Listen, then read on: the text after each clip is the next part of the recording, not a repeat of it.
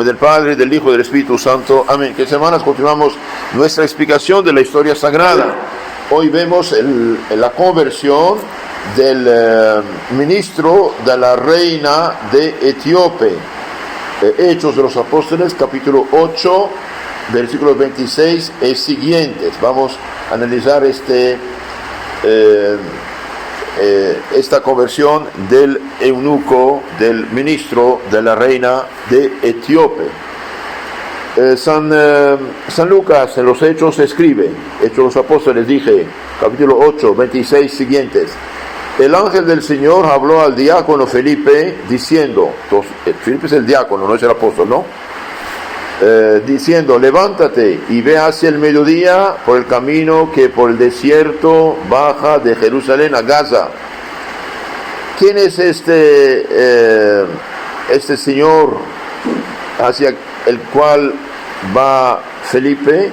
Es el ministro de Hacienda de la reina de Etíope. Púsose luego Felipe en camino y se encontró con un varón etíope. Etíope es el norte de Egipto, eunuco, ministro de Candaces, reina de los etíopes, intendente de todos sus tesoros, ministro de la economía. ¿Y qué estaba haciendo en Jerusalén este hombre? Bien, fue a Jerusalén para adorar a Dios. Son de los paganos que ya creen que hay un solo Dios y son temerosos de Dios, ¿sí? Lo que llamamos los prosélitas, los no judíos que creen en el Dios de Israel, ¿sí? Entonces va a adorar a Dios en el templo de Jerusalén. Había venido a adorar a Jerusalén, aquí lo dice, había venido a adorar en Jerusalén. Este eunuco prosélito del judaísmo era ministro de Hacienda de la reina de Etiopía, cuya capital era Napata, al sur de Egipto. El nombre de Candaces era el nombre común, como los de Ptolomeo u de Faraón, o Candaces para decir aquí reina de, no dice su nombre realmente, es reina de los etíopes. De hecho, Etiopía va a ser una nación cristiana desde muchos siglos, desde los años, desde el inicio hubo predicación, y en los años 500 el emperador Justiniano apoyó mucho la evangelización del país, y por eso Etíope es una nación cristiana desde siglos y siglos, gracias a Dios. Continuamos con lo que dice San Lucas en los Hechos. Entonces, Hechos de los Apóstoles 8:30. Aceleró el paso Felipe. Vamos a ver el 28. Y se volvía el ministro de la reina, se volvía sentado en su coche leyendo al profeta Isaías, capítulo 53, mesiánico.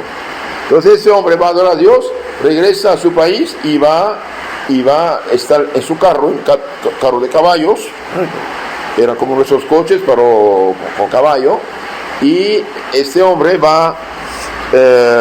está leyendo la Sagrada Escritura, está leyendo el profeta Isaías.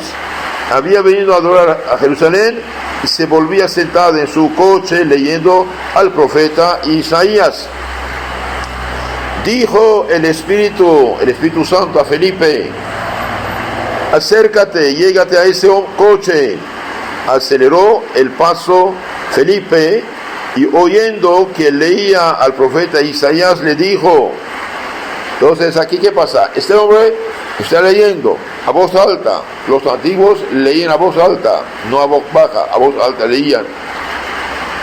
Felipe oye lo que dice y le hace la pregunta: oye, ¿entiendes lo que estás leyendo?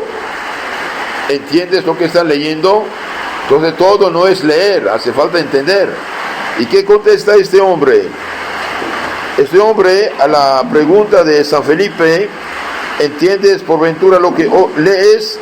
Él le contestó: ¿cómo voy a entenderlo si alguno no me guía, no me explica, no me ayuda a entender? y rogó a Felipe que subiese y se sentase a su lado en su coche. Entonces, muy interesante esto. Entonces el hombre está leyendo, el Espíritu Santo guía a Felipe hasta su altura, y Felipe le pregunta, oye, ¿entiendes lo que estás leyendo ahí en la Biblia? El otro contesta, ¿y cómo voy a entender si nadie me lo explica? No entiende. Y pide a Felipe, Dios ilumina su mente para hacer esa petición, pide a Felipe, al diácono Felipe, ordenado por mano de los apóstoles, diácono, de subir en su carro y de explicarle la escritura. Y entonces Felipe sube y están leyendo juntos, y Felipe explica el capítulo 53, que aconsejo a todos leerlo en la Biblia tranquilamente, es un capítulo mesiánico, y bien le explica el contenido de este capítulo. Entonces Felipe, sentado a su lado, le explica. El pasaje de la escritura que iba leyendo era este: como una oveja llevada al matadero y como un cordero ante el que lo trasquila, enmudeció y no abrió su boca. En su humillación ha sido consumado su juicio. Su generación, ¿quién la contará? Porque su vida ha sido arrebatada de la tierra. Entonces este texto habla de la pasión de Cristo. Bien, veamos lo que dice aquí el capítulo 53 de Isaías profeta. 53, versículo 2. No hay en él parecer, no hay hermosura que atraiga las miradas, no hay en él belleza que agrade. Despreciado, desecho de los hombres, varón de dolores, conocedor de todos los quebrantos, ante quien se vuelve el rostro, menospreciado, estimado en nada. Es Cristo rechazado, menospreciado, puesto menos que Barrabás, y vendido por 30 denarios. Pero fue él ciertamente quien tomó sobre sí nuestras enfermedades, cargó con nuestros dolores. Nosotros le tuvimos por castigado, herido por Dios y humillado. Fue traspasado por nuestras iniquidades. Fue traspasado, costado por nuestros pecados, nuestras iniquidades. Molido por nuestros pecados. Toda la pasión, flagelación, curación de espina, vía cruz de Cristo, bien, es la medicina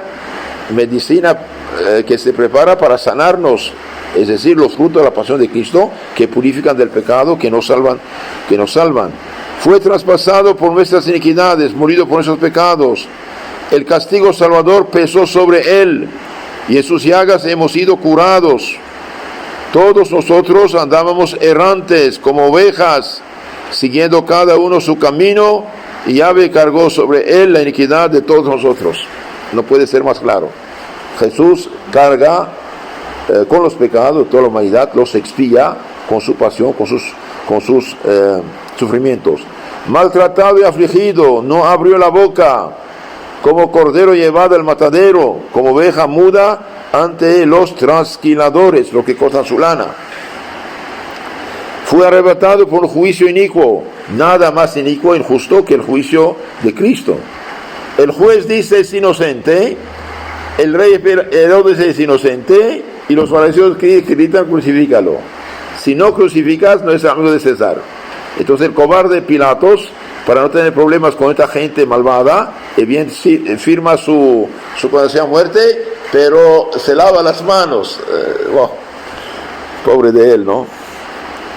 Entonces aquí dice maltratado, afligido, etc. Fue arrebatado por un juicio inicuo, sin que nadie defendiera su causa.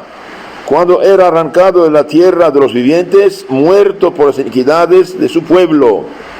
Dispuesta estaba entre los impíos su sepultura, entre los dos ladrones.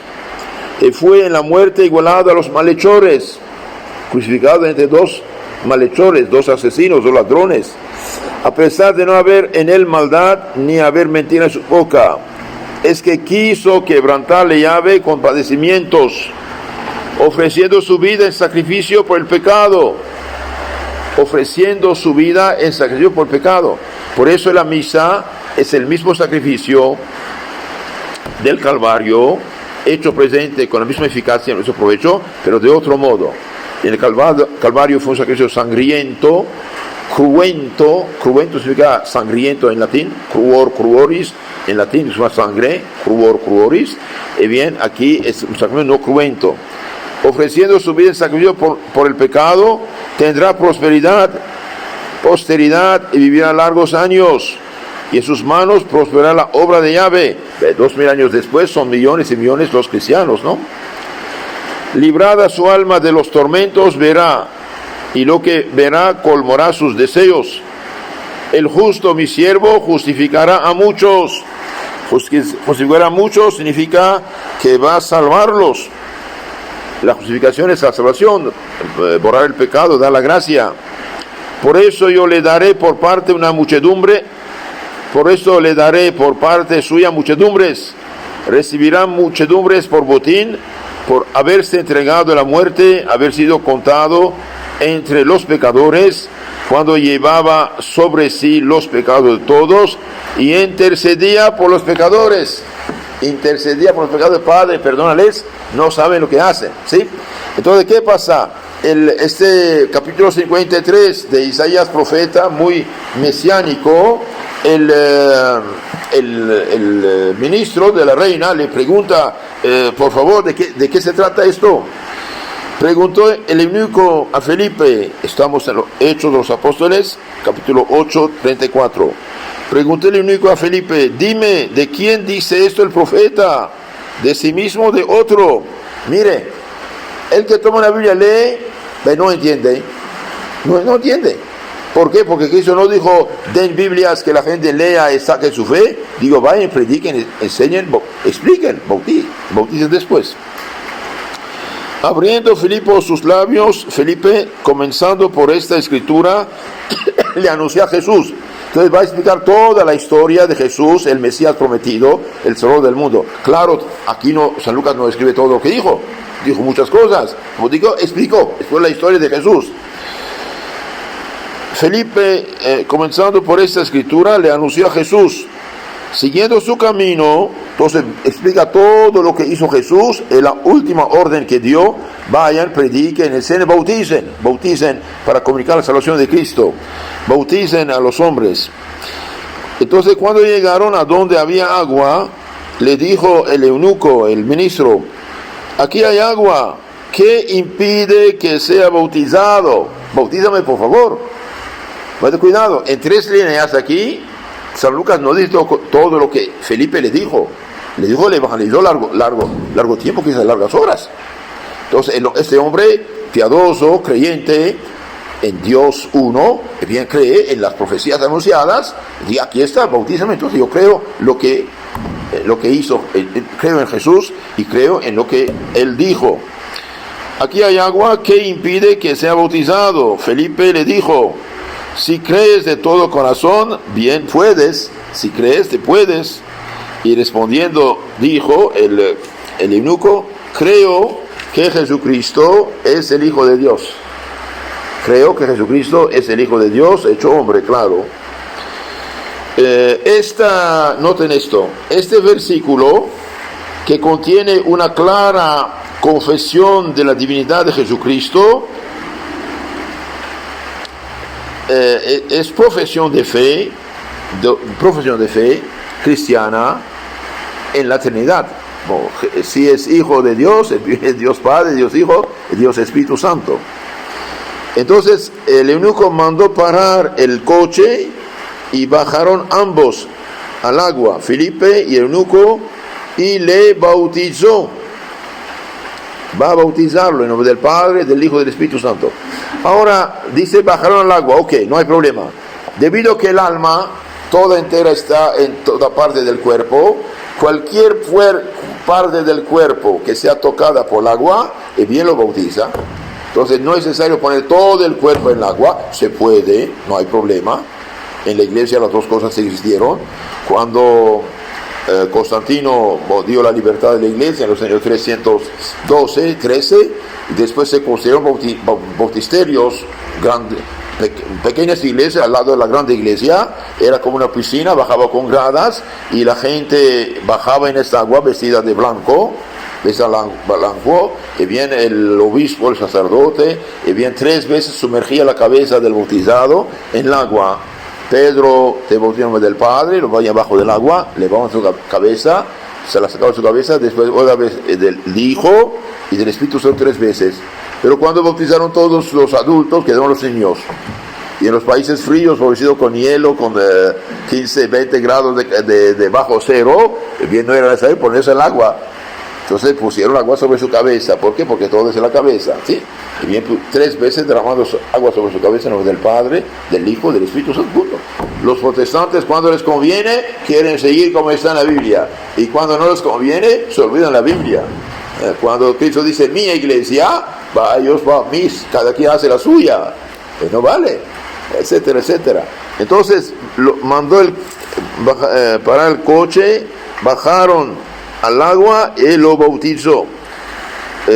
Claro, aquí no dice la fórmula, pero la fórmula Cristo la da en San Mateo, capítulo 28, 19.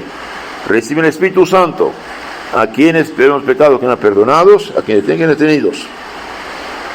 Entonces lo bautiza. En cuanto subieron del agua, el Espíritu del Señor arrebató a Felipe. Y ya no le vio más el eunuco, que continuó alegre su camino. Entonces Dios va a llevar a Felipe a otro lugar, y el eunuco alegre continuó su camino. Cuando a Felipe se encontró en Azoto, y de paso evangelizaba todas las ciudades hasta llegar a Cesarea de Palestina. Esto es lo que dice San Lucas. Ahora veamos un poco más explicación acerca de este capítulo 8 de los Hechos, versículos 26 a 40.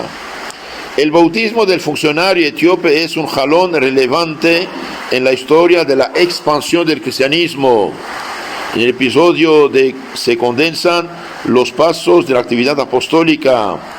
El discípulo de Cristo, Felipe, movido por el Espíritu Santo, obedece con prontitud a su mandato.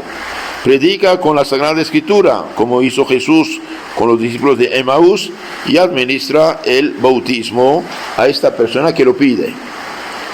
Tras el mandato del ángel a Felipe viene la presentación del funcionario. Etiopía indica el reino de Nubia, que extendía al sur de Egipto, más allá de Asumán, la primera catarata del río Nilo. Candace no era el nombre personal, sino el dinástico de las reinas de aquel país, que en ese tiempo era gobernado por mujeres. Es decir, mujeres eran la reina. El término eunuco, como su equivalente en hebreo, se utilizaba a menudo independientemente de su significado corporal. Podía ser aplicado a cualquier funcionario de la corte. En este caso, el interlocutor Felipe era un alto cargo, equivalente a ministro de finanzas. No sabemos si era judío de raza o prosélito, judío no de raza sino de religión, o un temeroso de Dios, pagano, simpatizante de la religión judía.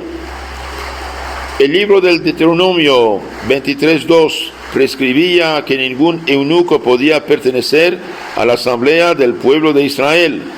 En cambio, el libro de Isaías 56:1-8 anunciaba que en la salvación definitiva Dios convocaría también a eunucos extranjeros para su asamblea. Entonces, antes de Cristo, esta persona no podían pertenecer a la asamblea de Israel, pero Isaías anuncia que en tiempo de Cristo sí todos van a entrar en la iglesia. Quizás aquí el sentido del pasaje, la salvación definitiva llega a los confines de la tierra, también a los que antes estaban excluidos de la asamblea del Señor. ¿Qué más podemos decir? Con el diálogo entre Felipe y el eunuco se pone de manifiesto la importancia de la Sagrada Escritura para la evangelización. Claro, los apóstoles, sus discípulos, anuncian a Cristo mediante las profecías a los que conocen las profecías. ¿Sí? Este hombre es temeroso de Dios, conoce las Escrituras, está leyéndolas. ¿Sí? Entonces se basan allá. Como nosotros cuando hablamos con un protestante y le explicamos con la Biblia la recta interpretación, la correcta explicación de los pasajes que ellos tergiversan. Si es de buena voluntad, entiende. Por ejemplo, ¿qué entendieron los primeros discípulos de los apóstoles? ¿Cómo interpretaban la Biblia? Y ahí esto está en lo que vemos los padres apostólicos. Hay un ex pastor protestante, Fernando Abdallah, en Argentina, era pastor protestante. Entonces, a un momento dado empezó a leer los padres apostólicos, es decir, estos santos de los primeros siglos, que conocen los apóstoles, San Ignacio de Antioquía, San Policarpo, más tarde el filósofo San Justino, todos del inicio y mitad del siglo II. Entonces dice, pero esta gente, ¿qué está diciendo? Lo que dice no corresponde a la doctrina protestante. Entonces empezó a buscar y se da cuenta finalmente que esta gente sí afirma todo lo que es católico. Él tiene un canal en YouTube que se llama Depósito de la Fe, excelente canal, les aconsejo a todos. Depósito de la Fe. Este hombre realmente amante de Dios, finalmente sacrificó sus amistades y sus cosas protestantes para tener la verdadera Biblia y la verdadera explicación de la Biblia. Entonces aquí los apóstoles predican con la Biblia a los que saben de Biblia. San Jerónimo dice, también señala la necesidad de una guía para su interpretación. Entonces, esto de tener una Biblia no es todo, no es suficiente. Hace falta un guía para interpretar, para explicar. De hecho, el eunuco que dice, ¿cómo puede entender si nadie me lo explica? Y eso de toma la Biblia y lee el Espíritu Santo y ilumina es mentira. La prueba que es mentira es que actualmente, no sé, hay 50, 60 o 100 mil sectas diferentes. Cada uno toma la Biblia y se cree el gran profeta, falso profeta, engaña a la gente en nombre de Dios con la Biblia. Y lo que es doloroso, lo que más a mí me da pena, es que gente honesta, realmente gente honesta, buena, que realmente ama a Dios y quiere amar a Dios, amar a su conciencia con una falsa explicación de la Biblia. Eso toma un versículo de Biblia, después hacer 15 minutos, 20 minutos de explicación falsa contra la Iglesia Católica, no viene de Dios. No viene de Dios. Nadie tiene autoridad de explicar la Biblia fuera de la Iglesia, una santa católica. Entonces aquí dice, los apóstoles y sus ayudantes sí predican con la Sagrada Escritura, pero dice San Jerónimo, hace falta una guía para su interpretación. Dice San Jerónimo, ¿saben quién es? Sí? El que tradujo la Biblia del arameo, hebreo, griego al latín, la Vulgata Latina, que fue la primera edición popular, la primera grande, la tradujo en el idioma de esta época, idioma hablado del mundo romano, ¿no? San Jerónimo dice, yo no soy para hablar de pasada de mí mismo, yo no soy ni más estudioso ni más santo que aquel único que desde Etiopía, es decir, extremo de la tierra, vino al templo, abandonó el palacio regio, y era tanto su amor a la ciencia divina que incluso en el carro iba leyendo las sagradas letras. Sin embargo, desconocía a quien sin saberlo veneraba en aquel libro. Entonces el eunuco hace gran esfuerzo, se priva de todo, gran sacrificio, hace largo viaje, molesto para ir a adorar a Dios, leía la Sagrada Biblia, dice, sin embargo, y no tenés, es importante, el eunuco desconocía a quien sin saberlo veneraba en aquel libro. Entonces el eunuco veneraba el Mesías venidero, pero no lo conocía, Llega Felipe, le muestra a Jesús que estaba oculto y como aprisionado en la letra. Y en el mismo momento cree, se bautisma, es fiel y santo. Te lo digo para hacerte ver que sin un guía que vaya adelante mostrándote el camino, no puedes entrar en las Sagradas Escrituras. Por favor, noten esto. San Jerónimo, ¿sabe de qué habla? Conocía el hebreo, el arameo, caldeo, griego, latín, es la Biblia, y buscó todos los documentos, archivos cristianos de los 4 primeros siglos para entender la escritura. Miren lo que dice, nótenlo bien, es importante. Importante, todo lo dicho sobre la interpretación de la... ¿qué dice San Jerónimo? Te lo digo para hacerte ver que sin un guía que vaya adelante mostrándote el camino, no puedes entrar en las escrituras santas. San Jerónimo, Epístola o Carta 53, versos 5 y 6. Ese guía es la interpretación segura de la Iglesia, a la que Dios entregó los libros que había inspirado. Por eso la Iglesia Católica dice, para descubrir el verdadero sentido del texto sagrado, hay que tener muy en cuenta el contenido y la unidad de toda la Escritura, la tradición de toda la Iglesia, la analogía de la fe. Todo lo dicho sobre la interpretación de la Escritura queda sometido al juicio definitivo de la Iglesia, que recibió de Dios el encargo y el oficio de conservar e interpretar la palabra de Dios. Entonces, el Catecismo Mayor de la Iglesia Católica, publicado por Papa San Pío X, dice: ¿de quién debemos aprender la palabra de Dios? De la Iglesia. ¿Cuál Iglesia? Católica. Entonces, esto de robar la Biblia a la Iglesia, fundar sectas, interpretar a su modo, es diabólico. No digo esto para rechazar a los protestantes como personas, lo digo de la doctrina. Fueron engañados por Lutero, que falsificó la Biblia. Lutero deliberadamente hizo unos 2000 falsificaciones u errores de traducción en su primera traducción. Lutero no fue el primero a traducir la Biblia alemana. Antes de Lutero la Biblia existía, había 9 traducciones antes que la hiciera Lutero, y en su vida había 16 traducciones en alemán solamente. La Biblia rápidamente fue traducida en siríaco arameo, lo que es la Pshita, que después en latín, la Vulgata latina, después en etíope, en armenio, y después los idiomas eslavos, y cuando se formaron los idiomas romances, bien, ya empezó a traducirse en antiguo español, antiguo francés, en alemán, en inglés, etcétera, etcétera. Decir que Lutero falsificó la Biblia y la entregó a cualquier charlatán que haga una secta con ella, esto sí, pero la Biblia primeramente es el libro santo de la Iglesia, una santa y católica. Que los hermanos tengan la caridad de enviar estas charlas a sus contactos y también suscribirse a nuestro canal para conocer más y mejor su fe católica. Toda la Biblia está sintetizada en un librito que llamamos el Catecismo.